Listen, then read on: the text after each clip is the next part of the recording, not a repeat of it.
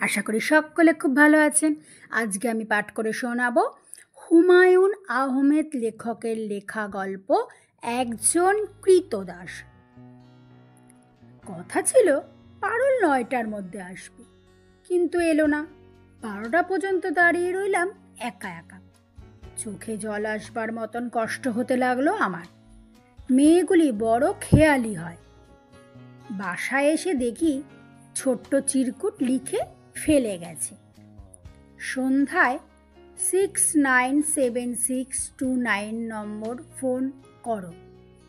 পারুল, তাদের পাশের বাড়ির ফোন। আগেও অনেকবার ব্যবহার করেছি, কিন্তু আজ তাকে ফোনে ডাকতে হবে কেন? অনেক আলাপ আলোচনা করেই ঠিক করা হয়নি আজ সোমবার বেলা 10টায় দুজন টাঙ্গাইল চলে যাব। সেখানে হারুনের বাসায় আমাদের বিয়ে হবে।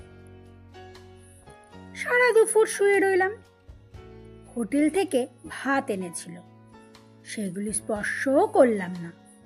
ছোটবেলায় যেরকম রাগ করে ভাত না খেয়ে থেকেছি, আজও যেন রাগ করবার মতন সেরকম একটি ছেলে মানুষই ব্যাপার হয়েছে। পারুলের সঙ্গে সম্পর্ক শেষ হয়েছে এই ভাবতে ভাবতে নিজেকে খুব তুচ্ছ সামান্য মনে হতে লাগলো। সন্ধ্যাবেলায় টেলিফোন করবার জন্য যখন বেরিয়েছি, তখন অভিমানে আমার ঠোঁট ফুলে রয়েছে। গ্রিন ফার্মেসির মালিক আমাকে দেখে আঁতকে উঠে বললেন, অসুখ নাকি ভাই? আমি শুকনো গলায় বললাম, একটা টেলিফোন করব। পারুল আশেপাশেই ছিল। ঋণবিনে 6-7 বছর বয়সের ছেলে মেয়েদের মতন গলা যা শুনলে বুকের মধ্যে সুখের মতন ব্যথা হয়। হ্যালো, শোনো, কিন্ডারগার্ডেনের মাস্টারটি পেয়েছি, শুনতে পাচ্ছ আমার কথা? বড় ডিস্টার্ব হচ্ছে লাইনে। পারুলের উৎফুল্ল সতেজ গলা শুনে আমি ভয়ানক অবাক হয়ে গেলাম। তোতলাতে তোতলাতে কোনো রকমে বললাম, আজ 9টার সময় তোমার আসবার কথা ছিল, মনে আছে? মনে আছে? শোনো, তারিখটা একটু পিছিয়ে দাও। এখন তো আর সেরকম এমার্জেন্সি নেই। তাছাড়া কি, তোমার ব্যবসার এখন যা অবস্থা, বিয়ে করলে দুজনকেই একবেলা খেয়ে থাকতে হবে। হড়বড় করে আরও কি যেন সে বলল। হাসির শব্দও শুনলাম একবার। আমি বুঝতে পারলাম পারুল আর কখনোই আমাকে বিয়ে করতে আসবে না। কাল তাকে নিয়ে ঘর সাজাবার জিনিসপত্র কিনেছি। দোকানিকে নিউ মার্কেট ঘুরে ক্লান্ত হয়ে সে কেনাকাটা করেছে। দোকানিকে ডবল বেডশিট দেখাতে বলে সে লজ্জায় মুখ লাল করেছে এবং আজ সন্ধ্যাতেই খুব সহজ সুরে বলছে, তোমার ব্যবসার এখন যে অবস্থা। আঘাতটি আমার জন্য খুব তীব্র ছিল। আমার সাহস কম, নয়তো সে রাতেই আমি বিষ খেয়ে ফেলতাম কিংবা 3তলা থেকে রাস্তায় লাফিয়ে পড়তাম। আমি বড় অভিমানী হয়ে জন্মেছি। সে বছর আরও অনেকগুলো দুর্ঘটনা ঘটল। ইরফানের কাছে আমার 4000 টাকা জমা ছিল, সে হঠাৎ মারা গেল। রামগঞ্জে এক ওয়াগন লবণ বুক করেছিলাম, সেই ওয়াগনটি একেবারে উধাও হয়ে গেল। পাথরকুচি সাপ্লাইয়ের কাজটায় বড় রকমের লোকসান দিলাম। ভদ্রভাবে থাকবার মতন পয়সা তো শেষ পর্যন্ত টান পড়ল। মেয়েরা বেশ ভালো আন্দাজ করে। পারুল সত্যি সত্যি আমার ভবিষ্যৎটা দেখে ফেলেছিল। পারুলের সঙ্গে যোগাযোগ কমে গেল। আমি নিজে কখনো যেতাম না তার কাছে, তবু তার সঙ্গে মাঝে মধ্যে দেখা হয়ে যেত। হয়তো বাস স্টপে দুজন একসঙ্গে দাঁড়িয়ে আছি। পারুল আমাকে দেখা মাত্র আন্তরিক সুরে বলছে, কি হয়েছে, কি আশ্চর্য তুমি? এ কি স্বাস্থ্য হয়েছে তোমার? ব্যবসাপত্র কেমন চলছে? ভালোই। এই বড় রোগা হয়ে গেছো তুমি। চা খাবে 1 কাপ? এসো, তোমাকে চা খাওয়াবো। দুপুরবেলা সিনেমা হলের সামনে একদিন দেখা হয়ে গেল। আমি তাকে দেখতেই পাইনি এরকম একটা ভান করে রাস্তায় নেমে পড়লাম, কিন্তু সে পেছন থেকে চেঁচিয়ে ডাকলো, এই এই, সিনেমা দেখতে এসেছো নাকি? না না, শোনো, একটা কথা শুনে যাও। কি? আমার এক বান্ধবীর ছেলের আজ জন্মদিন, প্লিজ একটা উপহার আমাকে চয়েস করে দাও, চলো আমার সাথে। পারুলকে যতবারই দেখি অবাক লাগে। 300 টাকার স্কুল মাস্টারই তাকে কেমন করে এতটা আত্মবিশ্বাসী আর অহংকারী করে তুলেছে ভেবেই পাই না। ভুলেও সে আমাদের প্রসঙ্গ তোলে না।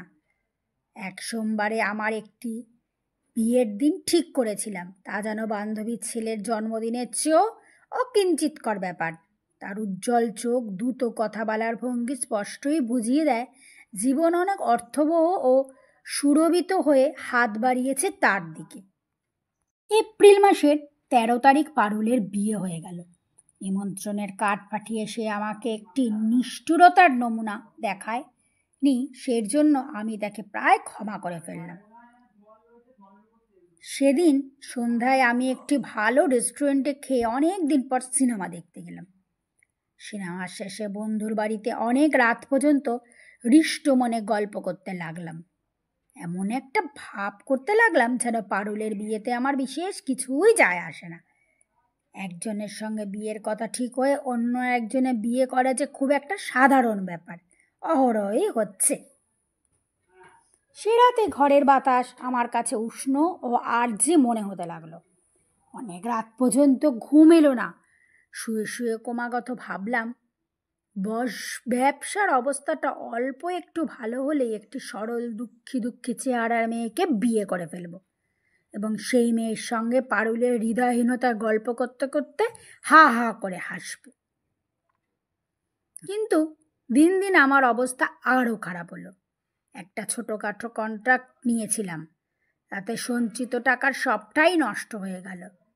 একেবারে ডুবে যাওয়ার মতন অবস্থা। চাকর ছেলেটিকে ছাড়িয়ে দিতে হলো। 2-1 দিন শৌখিন জিনিসপত্র যা বহু কষ্ট কৃপণের মতন পয়সা জমিয়ে কিনেছি তাও বিক্রি করে দিলাম এবং তারপর আমাকে একটা শুধু ½ পাউন্ডের এক পাউরুটি খেয়ে থাকতে হলো। সহায় সম্বলীন একটি ছেলের কাছে এই শহর যে কী পরিমাণে হৃদয়হীন হয়ে উঠতে পারে তা আমার চিন্তাধারার বাইরে ছিল। নিষ্ঠুর এবং অকারণ এই শহরে আমি ঘুরে বেড়াতে লাগলাম। সেই সময় সারাক্ষণই খিদের কষ্ট লেগেই থাকতো। ফুটপাতের পাশে চটের পর্দার আড়ালে ভাতের দোকানগুলি দেখলেই মন খারাপ হয়ে যেত। দেখতাম রিস্কাওয়ালা শ্রেণীর লোকেরা উবু হয়ে বসে গ্রাস পাকিয়ে মহা আনন্দে ভাত খাচ্ছে। চুম্বকের মতন সেই দৃশ্য আমাকে আকর্ষণ করছে। আহ, ওরা কি সুখেই না আছে! এই রকম মনে করে আমার চোখ ভিজে উঠত। আমি বেঁচে থাকার জন্য প্রাণপণ চেষ্টা করে যেতে লাগলাম। নিউ ইঙ্ক কালি কোম্পানির সেলসম্যানের চাকরি নিলাম। একবার কাপড় কাচা সাবানের বিজ্ঞাপন লেখার কাজও নিলাম। পারুলকে আমার মনেই রইল না, বেমালুম ভুলে গেলাম। একদিন সন্ধেবেলা মোহাম্মদপুর বাজারে কাছে গিয়ে যাচ্ছি, হঠাৎ দেখি পারুল, সঙ্গে ফুটফুটে একটি বাচ্চা, পায়ে লাল জুতো, মুখটি ডলপুতুলের মতন গোল গোল। পারুলের শাড়ির আঁচল ধরে টুকটুক করে হাঁটছে।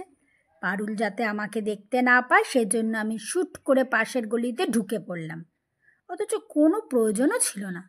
পারুলের সমস্ত ইন্দ্রিয় তার মেয়েটিতে নিবদ্ধ ছিল। মাত্র এক মুহূর্তের জন্য আমার মনে হলো এই চমৎকার ডলপুতুলের মতন মেয়েটি আমারও হতে পারত। কিন্তু পরক্ষণেই শোভান মিয়া হয়তো আমাকে কাজটা করতে দেবে না, এই ভাবনা আমাকে অস্থির করে ফেলল। আমার ভাগ্য ভালো, কাজটা হয়ে গেল। রোজ সকালে সেগুন বাগিচা থেকে হেঁটে হেঁটে মোহাম্মদপুরে আসি। সমস্ত দিন শোভান মিয়ার ইনভেস্টিং ফার্মের হিসাব নিকাশ দেখে অনেক রাতে বেগুন বাগিচায় ফিরে যাই। নিরানন্দ একঘেয়ে অব্যবস্থা।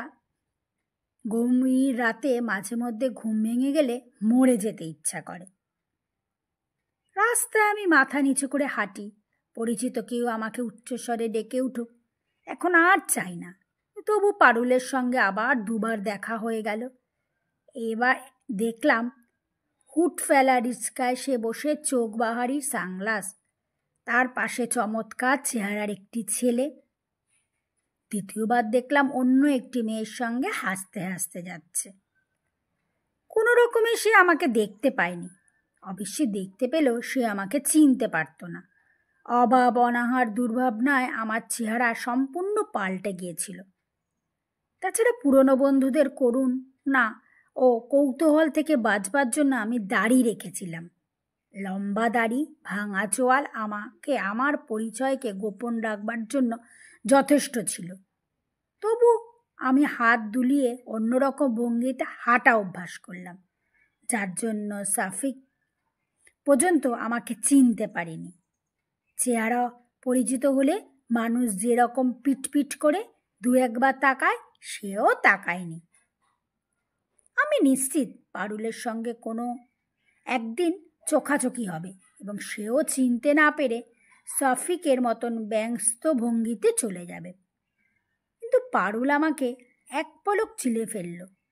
আমাকে দেখে সে হতভম্ব হয়ে দাঁড়িয়ে পড়ল। দু এক মুহূর্ত সে কোনো কথা বলতে পারল না। আমি খুব স্বাভাবিক গলায় বললাম, ভালো আছো পারুল? অনেক দিন পরে দেখা। আমার খুব একটা জরুরি কাজ আছে, যাই তাহলে, কেমন? পারুল আশ্চর্য দুঃখিত চোখে তাকিয়ে রইল আমার দিকে।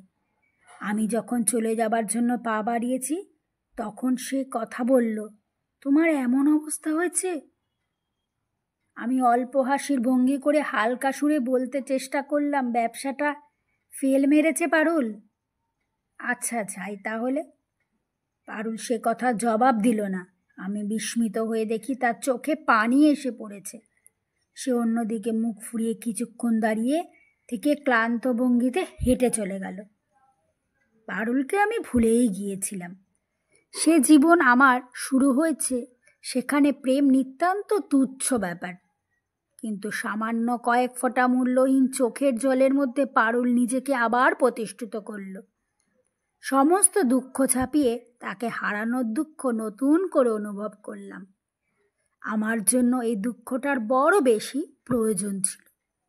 নমস্কার, আমার গল্প পাঠ এখানেই শেষ হলো।